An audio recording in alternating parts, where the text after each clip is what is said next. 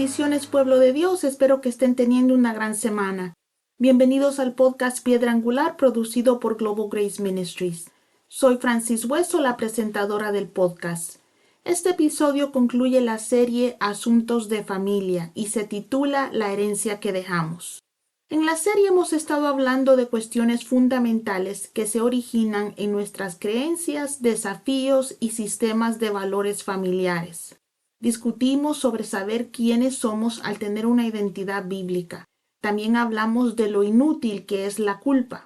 Compartimos que cada creyente debe enseñarle a sus hijos que por ser cristianos pueden vivir una vida sin condenación. También hablamos de la importancia de enseñar a nuestros hijos a tener buenas relaciones. Y la semana pasada hablamos sobre la sumisión. Aprendimos que nadie puede obligarnos a someternos. Nosotros escogemos someternos porque confiamos en la persona bajo la cual elegimos estar sujetos. Cuando nos obligan a someternos, ya no es sumisión, sino es control o manipulación. Hoy cerraremos la serie hablando de la herencia que los padres dejan a sus hijos. Querrámoslo o no, todos dejamos una herencia. Algunos padres dejan bienes materiales a sus hijos como herencia, y todos dejamos a nuestras familias una herencia genética, como la apariencia física, o la buena o la mala salud. No podemos hacer nada con respecto a nuestros genes, y no todos los padres pueden dejarles a sus hijos seguridad financiera.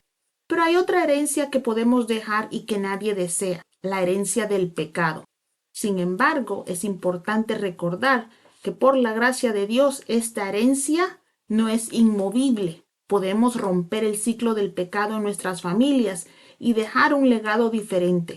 Cuando los padres deciden romper la herencia del pecado, dejan una familia llena de esperanza, de sanidad emocional y un futuro libre de cadenas de maldiciones generacionales, de adicciones, de abandono, de pobreza extrema, de delincuencia, del abuso o de cualquier otra consecuencia del pecado que ustedes se puedan imaginar.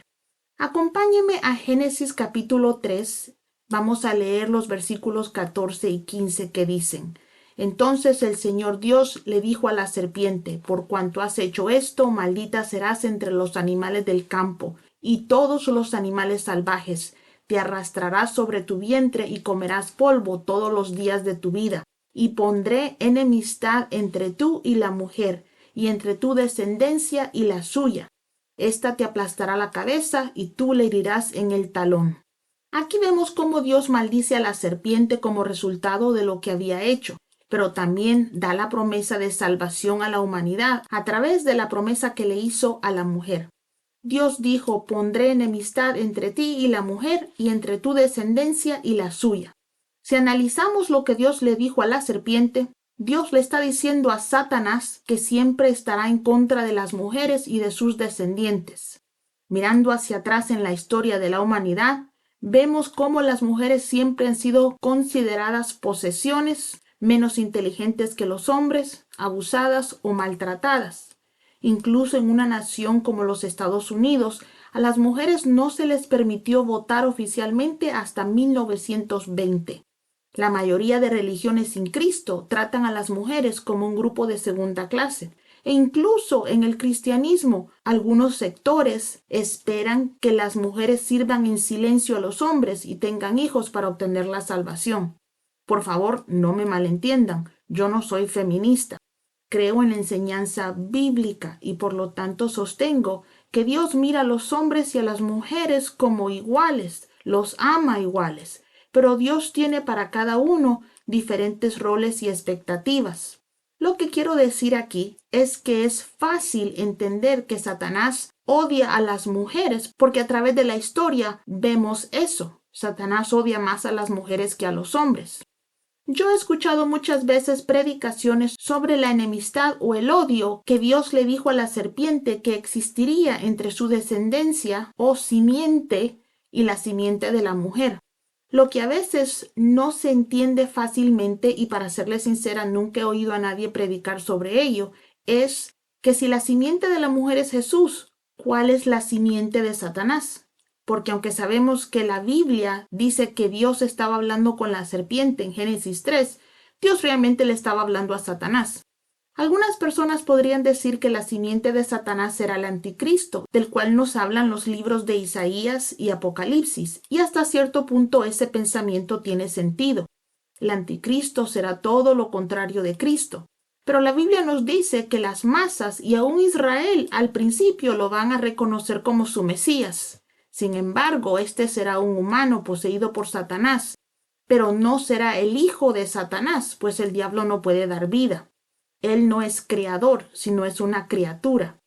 ¿Quién o qué entonces es la simiente de Satanás?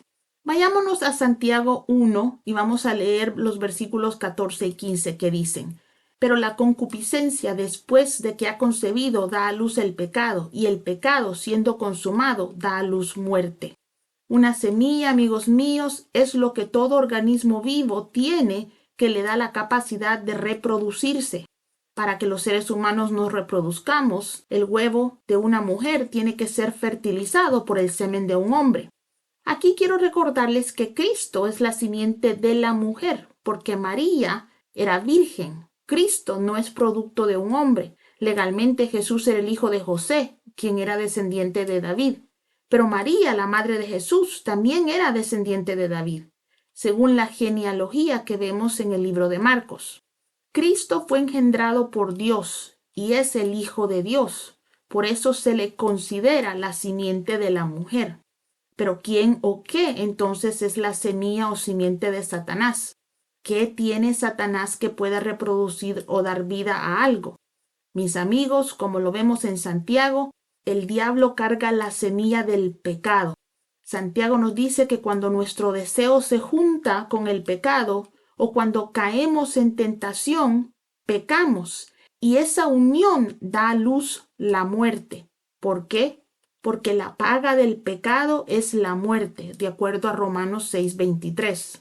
Dios en Génesis le estaba diciendo a la serpiente que un día el pecado, la simiente de Satanás, le heriría el talón a Cristo, la simiente de la mujer. Ahora, quiero que entendamos que un golpe o un moretón en el talón es doloroso, pero no fatal. Pero una cabeza aplastada sí lo es. Satanás dejó morado el cuerpo de Jesús, pero no pudo matarlo. Jesús dio su vida y resucitó a los 3 días. Y al hacer esto, Jesús no venció a los pecadores, sino que venció la simiente de Satanás, el cual es el pecado. Esto, mi familia, significa que los seres humanos tenemos una opción sobre dónde pasaremos la eternidad y sobre la herencia que dejamos a nuestros hijos. Ya no estamos obligados a morir sin esperanza o morir en pecado, pero tampoco estamos obligados a aceptar el sacrificio de Cristo, lo cual es lo que nos da nuestra salvación. Al venir a Cristo y aceptarlo como nuestro Salvador, estamos poniendo fin a la maldición del pecado, pero es importante entender que estamos poniendo fin a esa maldición para nosotros, porque cada uno de nosotros debe venir a Cristo. La salvación no se hereda, lo que se hereda es el pecado. Los padres no pueden aceptar a Jesús como el Salvador de sus hijos. Un esposo no puede ser salvo en nombre de su esposa, aunque según la Biblia son una carne. La salvación y la redención son personales, son individuales, y la decisión de venir a Cristo debe tomarse de manera independiente y libre. Los padres pueden criar a sus hijos en Cristo, pero llega un momento en el cual cada hijo debe decidir por sí mismo y con libertad hacer de Cristo su Señor. La relación de cada persona con Cristo es única y personal.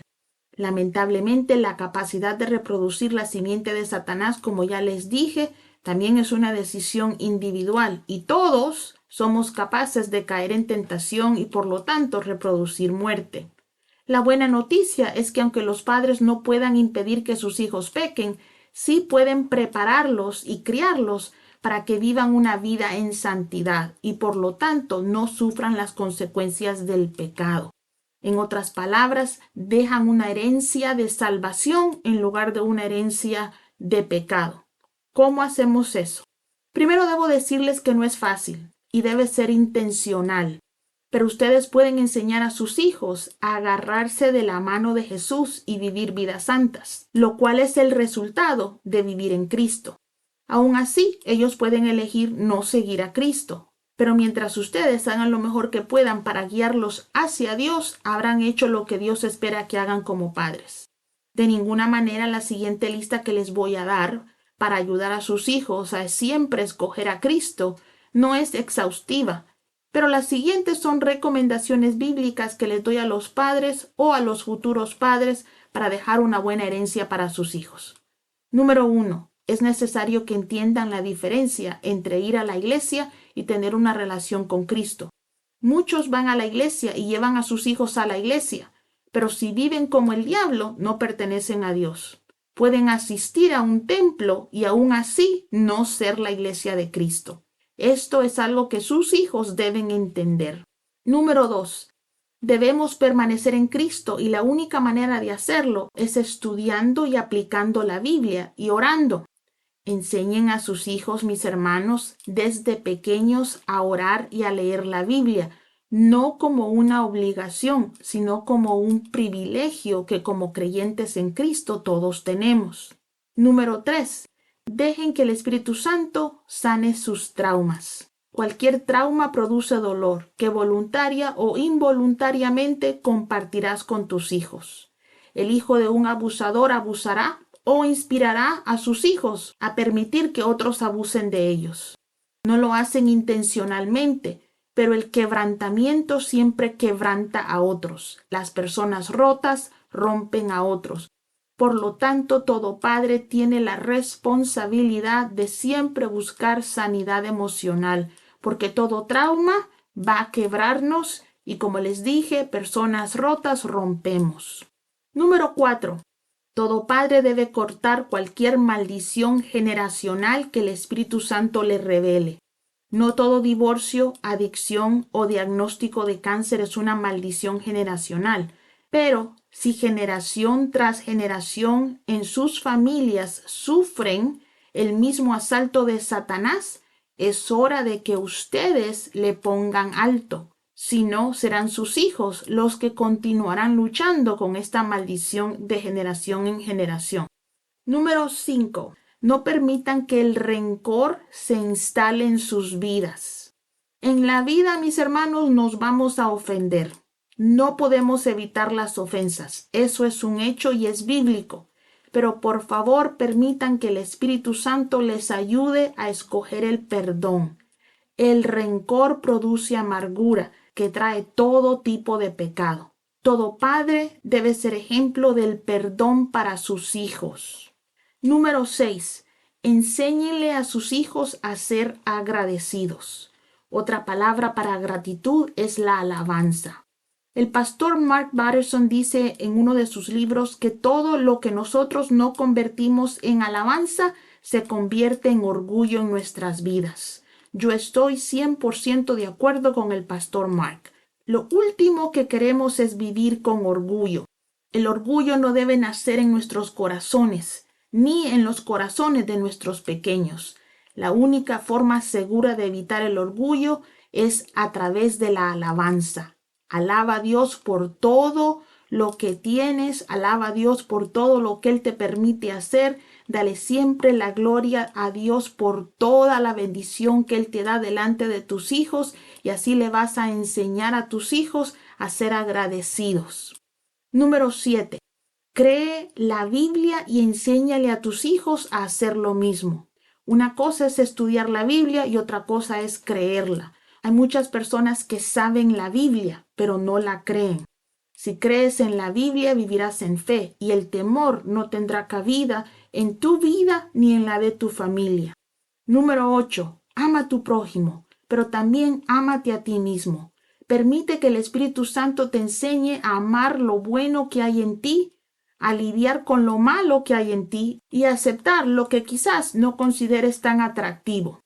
Tú has sido creado maravillosamente. Vive tu mejor vida sin importar lo que estés enfrentando. Enséñale a tus hijos que Dios los creó y que sin importar lo que esté sucediendo, no hay un minuto en sus vidas en el cual Dios no los ame, no hay nada que Dios no les pueda dar y no hay ningún problema del cual no los pueda sacar. Número 9. Aprende a descansar en el Señor y enséñale a tus hijos a hacer lo mismo. Descansar en el Señor es vivir en fe. Lo último que les quiero decir, el número 10 de esta lista, es que probablemente ahora te sientas abrumado y digas, ¿cómo voy a seguir todas estas recomendaciones que me está dando la pastora Francis? Permíteme resumírtelas. Todo lo que debemos hacer como hijos de Dios es permitir que el Espíritu Santo nos moldee cada día a ser más como Cristo. Tu meta como hijo de Dios y como padre creyente en Cristo es ser más como Cristo cada día y enseñar a tu familia a querer ser más como su Salvador a diario. Esa es la mejor herencia que les puedes dejar a tus hijos. Amigos míos, sus hijos serán tentados aún más que ustedes, porque si se fijan, nuestro mundo se vuelve cada día más oscuro. Cosas que hace algunos años eran consideradas abominación, ahora son normales y hasta celebradas. Sus hijos son bombardeados constantemente con tentaciones. Satanás está haciendo todo lo posible por multiplicar su simiente, pero recuerden que Cristo, la simiente de la mujer, ya le aplastó la cabeza. Vivir victoriosamente en tiempos oscuros es posible, mi familia, pero solo podrás alcanzar la victoria si eliges vivir en Cristo, agarrado de su mano. Si vives en medio camino entre el mundo y Cristo, no estás en él. Recuerda que debes ser caliente o frío, pero Dios no quiere tener nada que ver con los creyentes tibios. Si dices una cosa y haces otra, estás predicando más fuerte con tus acciones y tus hijos harán lo que tú haces y no lo que tú dices. Ser un buen padre no es fácil, es difícil, no es para los débiles. Ya sea intencional o no, cada padre deja una herencia a sus hijos. Se puede dejar una herencia de vida o una herencia de muerte. Dios ya hizo su parte. Ahora es tiempo de que cada uno de nosotros haga la nuestra. ¿Qué semilla estás reproduciendo en tu familia? ¿Estás reproduciendo el pecado o estás reproduciendo vida eterna? Esperamos que esta serie les haya sido de bendición. Para obtener mayor información sobre nuestro ministerio, por favor visiten nuestro sitio web globalgraceministries.com.